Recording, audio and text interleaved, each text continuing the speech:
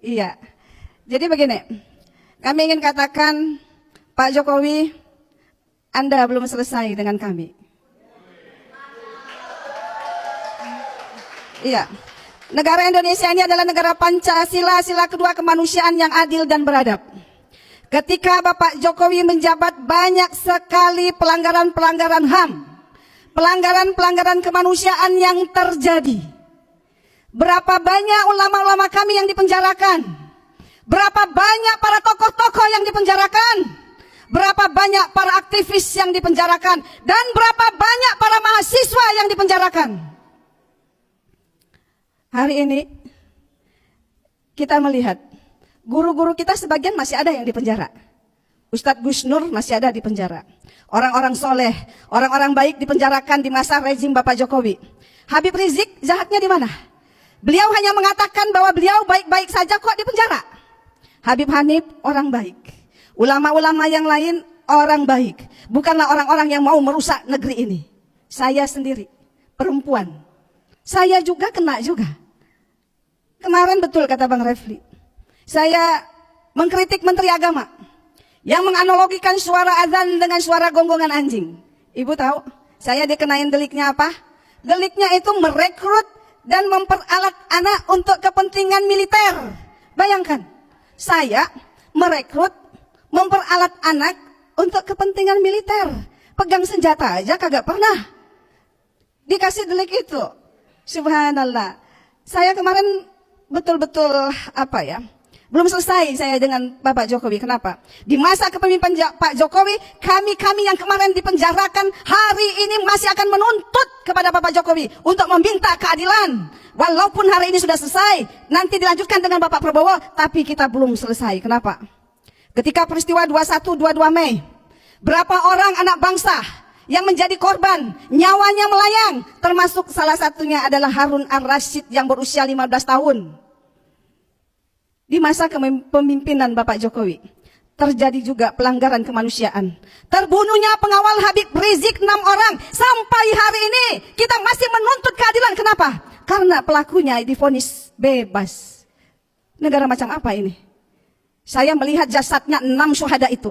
Saya melihat dengan kepala saya sendiri ketika peti mati itu dibuka dan begitu banyak tembakan-tembakan peluru, bahkan luka-luka di sayap-sayap di sini, di dada dan di wajah. Kok bisa? Kok bisa? Kok bisa itu pelaku divonis bebas? Ini betul-betul satu ketentuan hukum yang tidak berkeadilan. Banyak sekali pelanggaran-pelanggaran HAM yang terjadi ketika masa Bapak Jokowi memimpin negeri ini.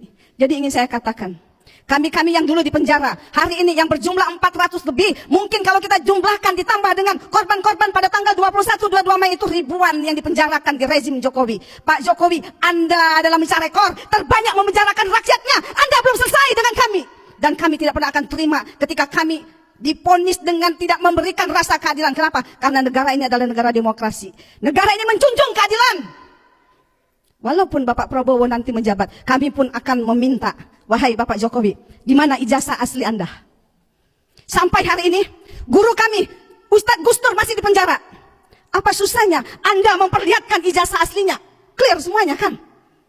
Apa susahnya? Simple sekali. Ketika Anda dituduh memakai ijazah palsu, lihatin aja ijazah aslinya. Clear kan? Tapi sampai hari ini, sampai selesai masa jabatan Anda, ijazah asli itu tidak pernah kami lihat. Dan juga sebenarnya kemarin ada peraturan pemerintah PP 28 tahun 2024 tentang penyediaan alat-alat kondom, alat-alat kontrasepsi untuk para pelajar, untuk para anak-anak muda. Di mana kecerdasan spiritual bagi pembuat peraturan pemerintah itu peraturan yang merusak anak bangsa. Kita Pancasila katanya, satu ketuhanan yang Maha Esa. Ketika ada peraturan yang dibuat untuk merusak anak bangsa, Anda tidak Pancasila. Kami belum selesai, wahai Bapak Jokowi. Saya di penjara 4 bulan, bayar subsidiar 20 juta. Dan saya akan menuntut di hadapan Allah atas ketidakadilan yang saya terima. Kenapa? Saya menyampaikan yang hak itu hak, yang benar itu benar. Menteri Agama menganalogikan suara azan dengan suara gonggongan anjing. Apa salah yang saya sampaikan? Anak-anak itu datang dibawa oleh ustadznya. Dan saya divonis bebas. Ustadz yang menuduh saya memberikan undangan bukan undangan aksi mengakui di persidangan. Mengakui di persidangan. Kemudian saksi ahli, saksi fakta dari mereka yang menuntut saya mencabut BAP-nya. Berarti saya tidak bersalah. Tetapi jaksa mengadakan kasasi DMA. Saya divonis 4 bulan penjara dan 20 juta subsidiar.